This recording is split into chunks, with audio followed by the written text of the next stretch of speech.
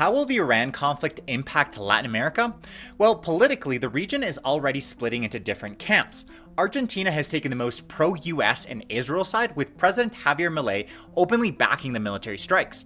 This reflects Argentina's current foreign policy shift towards aligning closely with Washington and the Western Bloc. In contrast, the Brazilian government condemned the strikes and called for diplomacy and international law.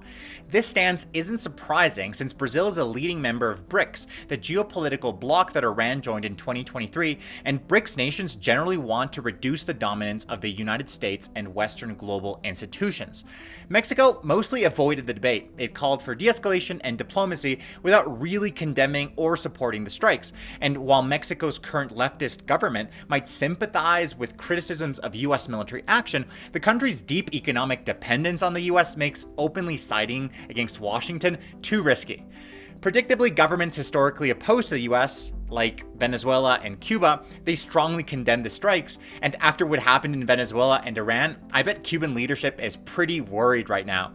And Ecuador? Well, Ecuador's more aligned with the US, but unlike Argentina, it did not openly support the military strikes. Under President Noboa, the country has been moving increasingly closer to Washington's orbit, and just today, the Ecuadorian government actually expelled the Cuban ambassador, which is another sign that Ecuador is growing aligned with the US. But political responses only really give us half of the story. The other half is economics, and the real economic story here is oil.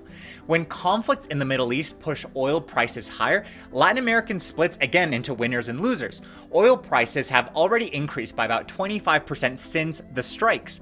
This means that oil exporters like Brazil, Guyana, Argentina, Colombia, and Venezuela will benefit. A price spike will send billions into these economies. But on the other hand, places that import most of their fuel like Chile, Peru, and many Central American economies will see higher transportation costs, higher electricity prices, and just basically more inflation when oil prices jump. And Ecuador sits somewhere in the middle. The country, they export oil, but they import refined oils. So the same price increase that helps Ecuador's exports and government revenue can also make everyday life more expensive for regular citizens. At the end of the day, this is still an evolving situation, and who ultimately wins or loses depends largely on how long the conflict lasts and who ends up ruling Iran after the dust settles. So, what do you guys think? How will this impact Latin America? Let me know in the comments.